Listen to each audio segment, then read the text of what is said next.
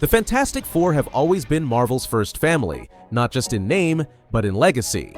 Long before the MCU became a global phenomenon, the 2005 Fantastic Four movie brought Reed Richards, Sue Storm, Johnny Storm, and Ben Grimm to life on the big screen, with mid-2000s flair, humor, and a villain straight from comic book pages.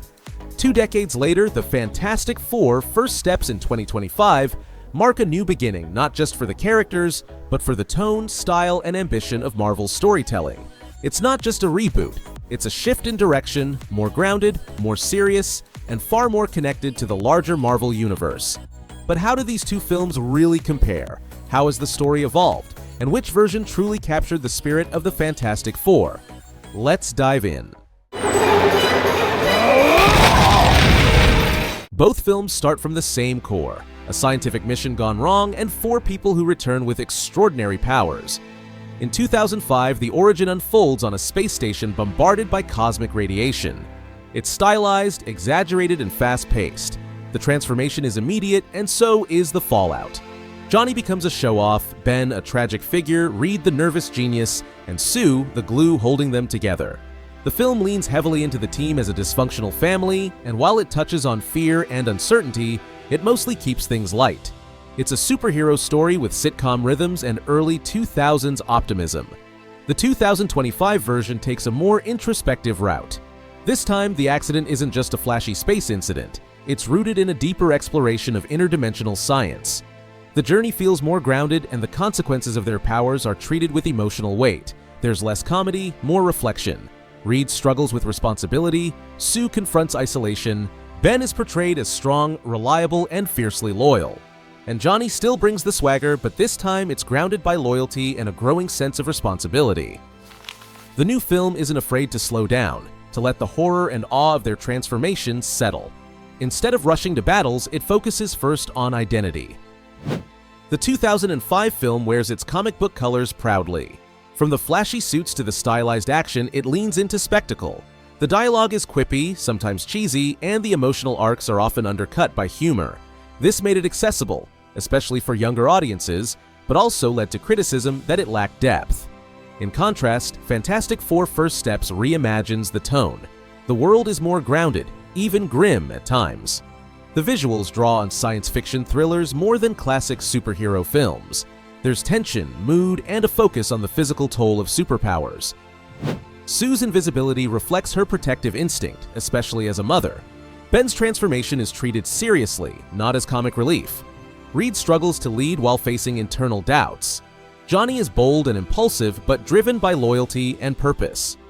This shift isn't just stylistic, it's thematic. Where 2005 played like a comic strip brought to life, 2025 plays like a character drama with superpowers as a metaphor. In Fantastic Four 2005, the conflict was grounded in personal tension. Victor Von Doom wasn't just a villain. He was a former ally, a man corrupted by power and pride. His transformation into Dr. Doom made the threat feel intimate, rooted in rivalry and betrayal. The tone of the film matched that scale, light, playful, and driven by interpersonal drama. There was humor, romance, and a sense that this was a superhero story, unfolding in a world we recognized, full of ego clashes and flashy powers. But Fantastic Four First Steps in 2025 shift everything. The villain is no longer a man.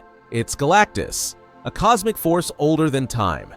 The tone turns darker, more serious. The team isn't fighting for personal redemption or business rivalry, they're facing annihilation. The arrival of the Silver Surfer adds a layer of melancholy and wonder. He's not evil, just bound by duty. Where 2005 gave us action and banter, 2025 leans into myth and consequence. The threat is no longer something you punch, it's something you try to comprehend and survive. In both films, the heart of the story lies in the bond between the 4 characters. But the way these dynamics unfold is radically different. 2005 plays the group like a sitcom ensemble. Reed and Sue navigate a light romantic subplot, often interrupted by awkward timing and ego clashes. Ben is portrayed as the gruff but good-hearted friend, whose transformation brings frustration but is treated with occasional humor. Johnny plays the overconfident showman, the team's comic relief, always chasing attention. Their arcs aren't deeply explored, but their playful banter, friction, and teamwork keep the energy high.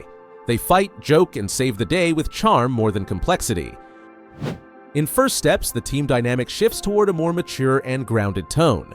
Reed and Sue act as responsible leaders, with their relationship built on mutual trust rather than romantic tension.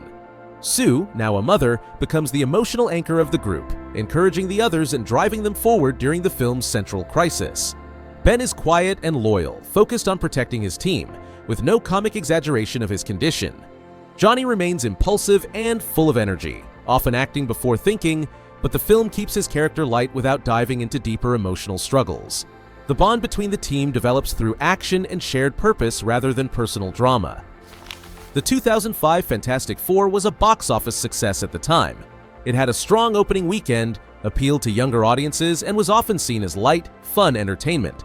But over time, fans became more critical, calling it shallow, overly goofy, and lacking emotional impact. Many still have a nostalgic love for it, but few would call it great cinema. Fantastic Four First Steps enter a very different landscape. Audiences today expect emotional realism, cinematic scale, and character-driven stories. Early reactions praise the film's mature tone, strong performances, and visual ambition. But some viewers also miss the fun, calling it too serious, even somber at times. There's a divide here. Some fans wanted a return to bright, comic book-style adventures. Others appreciated the darker, more thoughtful take. But one thing is clear: First Steps made people feel. Whether they loved it or not, it gave them something to talk about. That's often the mark of a film that lasts. At their core, both films are telling the same story, of four people changed forever, trying to stay human in the face of extraordinary change. But they go about it in completely different ways. The 2005 film is light, fun, and accessible. A Saturday morning cartoon made live action. It's not trying to be profound, just enjoyable.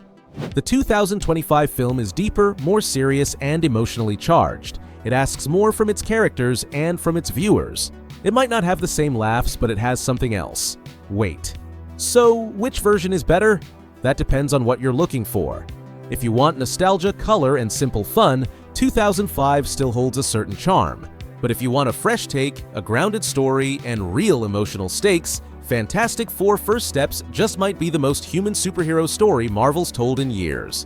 Because in the end, the Fantastic Four aren't just about flashy powers or epic battles, they're about sticking together, through mutation, fear, failure, and ultimately saving the world.